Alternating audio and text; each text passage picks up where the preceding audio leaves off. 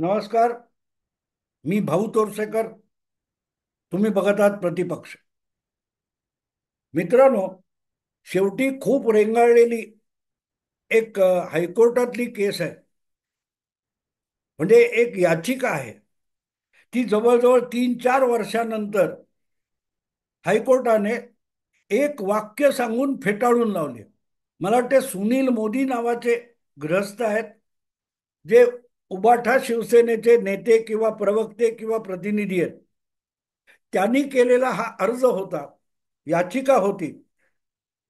ती याचिका अशी होती की उद्धव ठाकरे मुख्यमंत्री असताना ज्या 12 व्यक्तींना राज्यपाल नियुक्त आमदार म्हणून घोषित करावं, असा जो प्रस्ताव तत्कालीन राज्यपाल भगतसिंग कोश्यारी यांच्याकडे पाठवण्यात आला होता, त्यावर त्यांनी कुठलाच निर्णय घेतला नाही.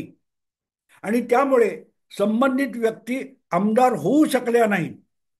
नियम असा आहे की घटनेनुसार राष्ट्रपती असोत किंवा राज्यपाल असोत, त्यांच्या नावाने राज्याचा आणि देशाचा कारभार चालतो. पण असे राष्ट्रपती किंवा असे राज्यपाल सगळेच्या सगळे निर्णय हे आपल्या मनानुसार इच्छेनुसार घेऊ शकत नाहीत.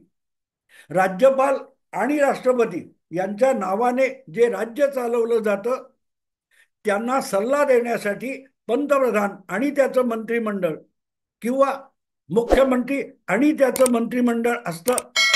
त्या मंत्रिमंडळाच्या सल्ल्यानुसार राज्यपाल राष्ट्रपतींनी कारभार करावा, असं घटना म्हणते. पण आणखीन एक घटनेतील तरतूद अशी आहे की मंत्रिमंडळाने जो निर्णय घेतला, प्रस्ताव संमत केला, तो राष्ट्रपती आणि राज्यपालांना बंधनकारक असतो. ते असा प्रस्ताव फेटाळून लावू शकत नाहीत, नाकारू शकत नाहीत. फार फार तर फेरविचार करण्यासाठी पाठवू शकतात. आणि एकदा तो फेरविचार करून परत आला की तो त्यांना नाकारता येत नाही. पण मित्रांनो, जेव्हा आपण शब्दांचे गुलाम होतो, तेव्हा एक विसरायचं नसतं, ज्या हेतूने काही शब्द तयार झालेले असतात, त्या हेतूकडे पाठ फिरवली तर शब्द निरर्थक होऊन जातात. मंत्रिमंडळाचा प्रत्येक अधिकार, मंत्रिमंडळाचा प्रत्येक सल्ला हा राज्यपाल किंवा राष्ट्रपतींना बंधनकारक असला तरीही, त्यांना तो नाकारता येत नसला तरीही त्यांनी तो स्वीकारलाच पाहिजे, अशी सुद्धा सक्ती होऊ शकत नाही. आणि त्यामुळे आपण नाकारत नाही पण स्वीकारत पण नाही, अशी जेव्हा परिस्थिती निर्माण होते, तेव्हा मार्ग कुठून काढायचा असा प्रश्न असतो. आणि इथे नेमकं तेच झालेलं होतं. राज्यपाल भगतसिंग कोश्यारी यांनी उद्धव ठाकरे मंत्रिमंडळाने पाठवलेला 12 आमदारांचा 12 नावांची जी यादी होती आमदार म्हणून घोषित करण्याची, त्याला मान्यता देऊन त्यावर सही केली नाही. त्यामुळे ते भिजत पडलेलं घोंगडं होतं. भिजत पडलेलं घोंगडं होतं. मला वाटते राम नाईक हे उत्तर प्रदेशचे राज्यपाल होते आणि अखिलेश यादव यांच्या सरकारने त्यांच्याकडे अशीच नियुक्त आमदारांची, विधान परिषदेच्या नियुक्त आमदारांची यादी पाठवली होती. त्यामध्ये काही नावं राज्यपाल राम नाईक यांना आक्षेपार्ह वाटली. त्यांनी त्या नावावर खुणा करून याचा फेरविचार करा म्हणून कळवलं होतं आणि तो फेरविचार झाल्यानंतर त्याला मंजुरी देण्यात आली होती. पण मुद्दा असा आहे की राज्यपाल फेरविचार करायचा आग्रह धरू शकतात पण नाकारू शकत नाहीत. आणि नाकारू शकत नाही याचा अर्थ ते स्वीकारतात असाही होत नाही. आणि म्हणून उद्धव ठाकरे यांचं सरकार गडगडलं तरीही या 12 नावांची जी यादी होती ती धुळखात पडली होती, पण त्यांना आमदार करण्यात आलं नव्हतं. उद्धव ठाकरेंचं सरकार गडगडलं आणि त्या जागी एकनाथ शिंदे यांचं भाजप शिवसेना सरकार आल्यानंतर त्या सरकारने किंवा त्या मंत्रिमंडळाने जी यादी आधी पाठवण्यात आली होती, ठाकरे सरकारकडून पाठवण्यात आली होती, ती परत मागवली. कारण आपल्याला त्यात फेरबदल करायचा आहे. आता हा फेरबदल करता येतो की नाही यासाठी आक्षेप घेण्यात आला. सुनील मोदी नावाचे जे कोणी गृहस्थ याचिकाकर्ते आहेत त्यांनी हायकोर्टात असा दावा केला होता की हे जी 12 नावं सांगण्यात आली होती ती यादी एकनाथ शिंदे सरकारने परत मागवली तर ते बेकायदेशीर आहे, घटनाबाह्य आहे आणि म्हणून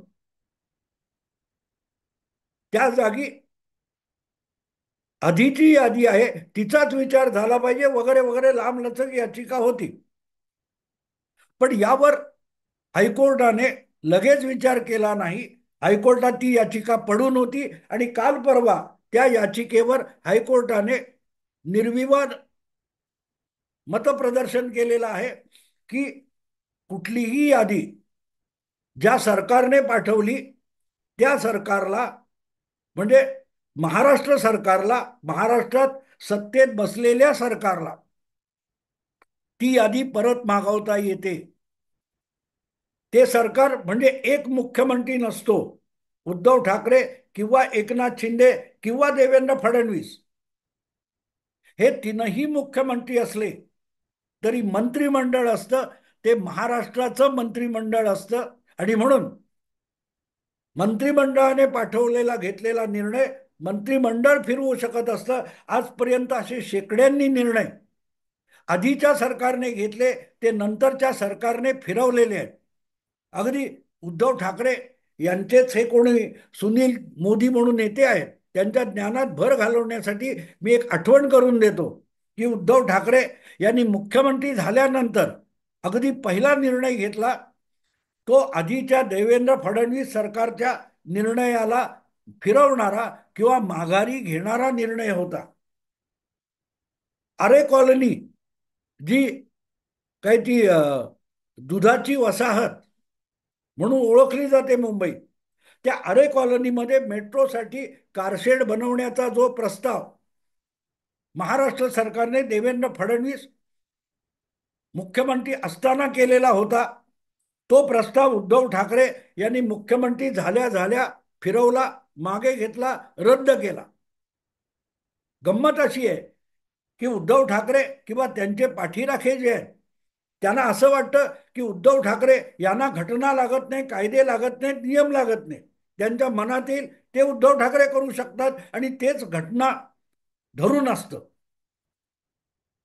पण इतरांनी मात्र घटनेच्या कायद्याच्या चौकटीत राहिलं पाहिजे. आणि परत घटना म्हणजे काय उद्धव ठाकरे सांगतील ती असा काहीतरी भ्रम या लोकांना झालेला आहे. आदित्य ठाकरे रोजच्या रोज एकनाथ शिंदे यांना घटनाबाह्य मुख्यमंत्री, घटनाबाह्य सरकार म्हणून हिणवत होते. त्यांना खरोखरच घटना माहिती आहे का? त्यांना खरोखर घटना माहिती आहे का? घटना समजली आहे का? असती तर असले खुळचट शब्द आदित्य ठाकरे यांनी सातत्याने वापरले नसते. पण असो, मुद्दा असा आहे की हे 12 आमदार नेमले गेले नाहीत आणि दीर्घकाळ धूळ खात पडून राहिल्यानंतर एकनाथ शिंदे सरकारने तो प्रस्ताव माघारी मागितला आणि राजभवनाकडून तो परत पाठवण्यात आला. त्यानंतर त्या 12 पैकी 7 नवी नावं पाठवण्यात आली आणि ती मंजूर पण करण्यात आली. त्या लोकांना राज्यपालांनी आमदार पण केलं. दरम्यान राज्यपाल बदलले, तो वेगळा विषय. पण नव्या राज्यपालांनी नव्या 7 लोकांची नव्या सरकारने पाठवलेली नावं मंजूर केली. ते आमदार झाले, ते विधान परिषदेत काम पण करू लागले, त्यांचा सदस्य म्हणून शपथविधी सुद्धा झाला. पण हा अर्ज हायकोर्टात धूळ खात पडला होता. आणि अर्थातच असले निरर्थक अर्ज जे असतात त्याच्यासाठी किती वेळ द्यायचा याचा विचार हायकोर्टाला करावा लागतो. आणि म्हणूनच हायकोर्टाने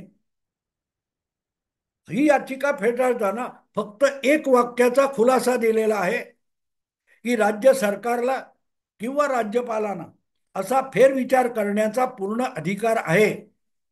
तो अधिकार उद्धव ठाकरेंना, संजय राऊतांना मान्य आहे का याची चिंता राज्यपाल आणि मुख्यमंत्री किंवा मंत्रिमंडळाला करण्याची गरज नाही. इतकंच हायकोर्टाला सुचवायचं आहे.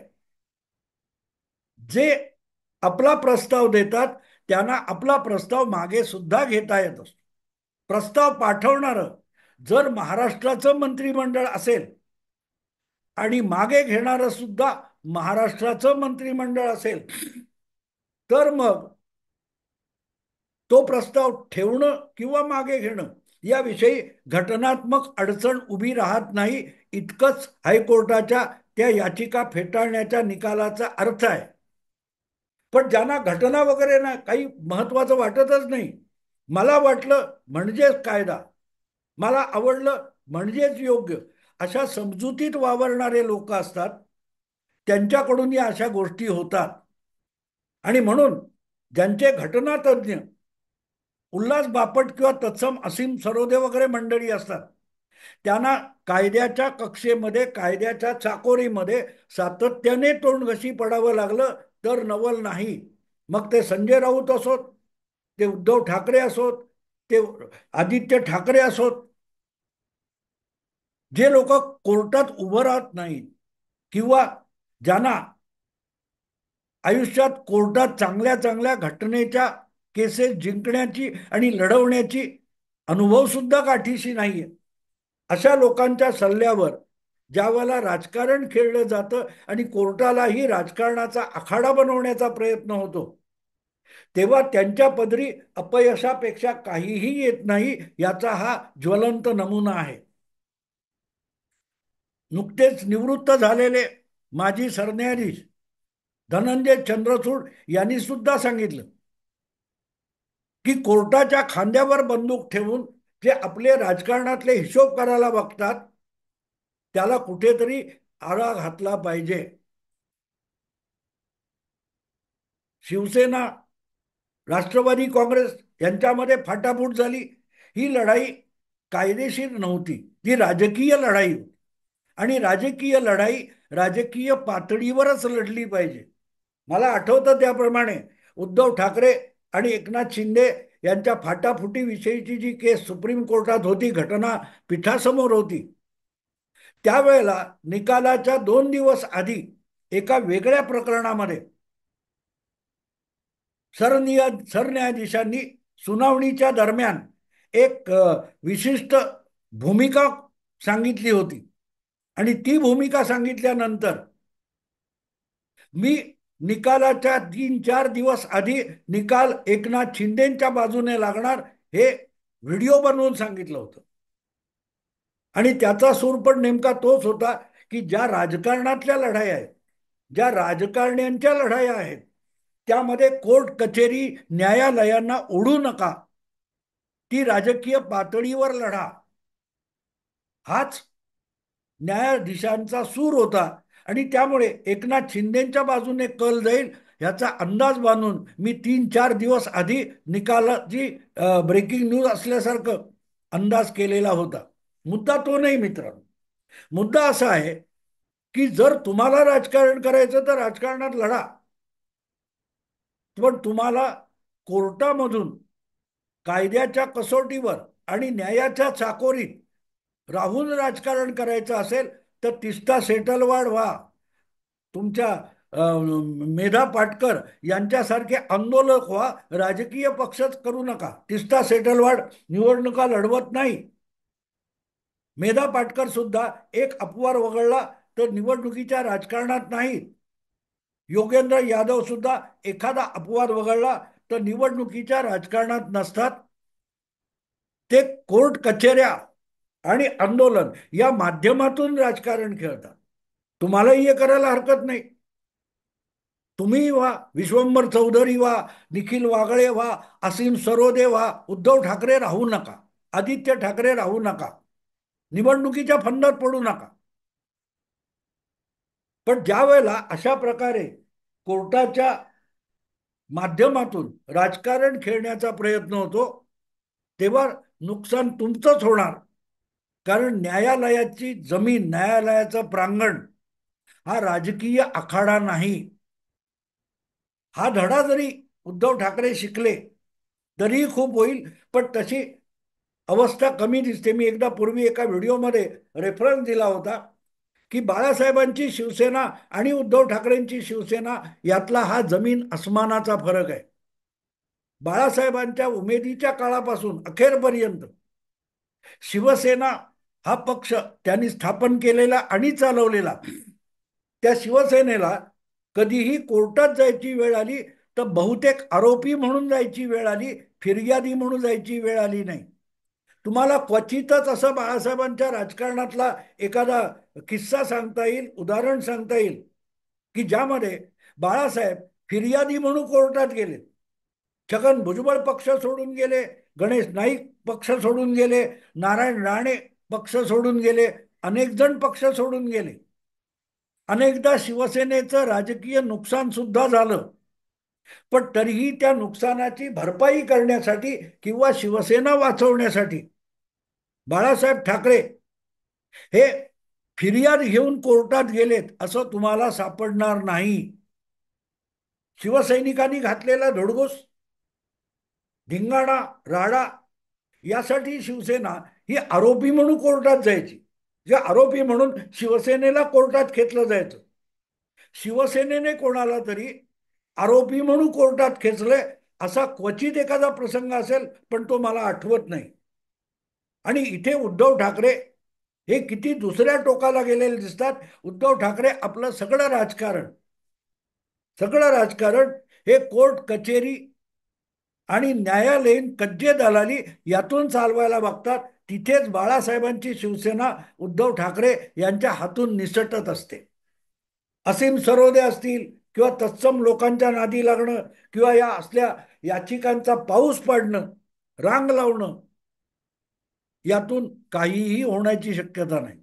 कारण शिवसेना हा पक्ष दरबारी पक्ष नाहीये, कागदोपत्री पक्ष नाही. शिवसेना या पक्षाचा आत्मा हा रस्त्यावरच्या पोरांचा पक्ष आहे. रस्त्यावर उतरून न्याय मागणं नव्हे, न्याय हिसकावून घेणं याला शिवसेना म्हणतात. याचाच उद्धव ठाकरेंना जे पक्ष प्रमुख म्हणून मिरवतात त्यांना विसर पडला. तिथे शिवसेनेचा ऱ्हास सुरू झाला.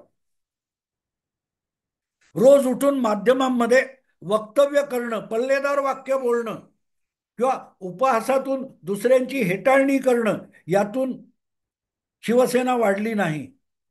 बाळासाहेबांची बोचकारे काढणारे फटकारे व्यंगचित्र आणि भाषणं हा एक भाग होता. पण तितकाच भाग त्या फटकाऱ्याचे जे काय बोचणारे, रक्तबंबाळ करणारे परिणाम दिसायचे. त्यातून शिवसेना राज्यव्यापी पक्ष झाली, राज्यातला मोठा पक्ष झाली. कोर्टात जाऊन कुठेतरी बघा आमच्यावर अन्याय झाला हो असा रडणाऱ्यांचा पक्ष शिवसेना कधीच नव्हती. शिवसेना हा रडणाऱ्यांना आधार देणारा पक्ष, दीन दुबळ्यांना सशक्त करणारा पक्ष होता. आणि ते सशक्त करताना त्यांच्या मागे ताकद उभी करणं. उद्धव ठाकरेंची शिवसेना ही वकिलांचं पाठबळ आपल्या मागे उभी करणारी उलटी शिवसेना झाली आणि त्याचे परिणाम दिसले. त्याच्यावर आता हायकोर्टात शिक्कामोर्तब झालंय. पण हे जे कोणी उबाठा शिवसेनेचे सुनील मोदी आहेत, त्यांचं एक निवेदन मी चॅनेलवर कुठच्या ऐकलं की हायकोर्टात जरी आमचं याचिका फेटाळली गेली असली तरी सुप्रीम कोर्टाची दारं आम्हाला मोकळी आहेत. म्हणजे अजून एकदा कोर्टाचा वेळकाढूपणा चालणार आहे. कदाचित त्यांचं हा पुढच्या सुप्रीम कोर्टात गेलेली याचिका असेल, त्याचा निकाल येईपर्यंत राज्यपालांनी अलीकडेच नेमलेल्या 7 आमदारांची 6 वर्षाची मुदत सुद्धा संपून जाईल. एकनाथ शिंदेना कोर्टात खेचून मिळालं काय? निकाल लागायच्या आत विधानसभा बरखास्त होऊन गेली, विषयच संपला, डिबार झाला. कायद्याच्या नियमांच्या चाकोरीत बसून जेव्हा तुम्ही व्हिक्टीम माझ्यावर अन्याय म्हणून रडगाणं गायला लागता, तेव्हा लढणं हा विषय संपुष्टात येतो. आणि शिवसेना म्हणजे लढणं. ज्यांच्या नावात सेना हा शब्द आहे ते शरणागत, कायद्याला न्यायालयाला शरणागत होतात, तिथेच ते पराभूत होतात. हे अपेक्षित होतं. त्या 12 आमदारांचा विषय हा उद्धव ठाकरे कधीही तडीच लावू शकणार नाहीत, हे गेल्या 5 पावणे 5 वर्षाच्या माझ्या अनेक व्हिडिओतून मी पुन्हा पुन्हा सांगितलेलं होतं. आणि झालंही तेच. त्या 12 आमदारांचा विषय 12च्या भावात जाऊन बारगळला. असो, आत्ता इथेच थांबतो. आवडलं लाईक करा, शेअर करा आणि प्रतिपक्षाला सबस्क्राईब करा. नमस्कार.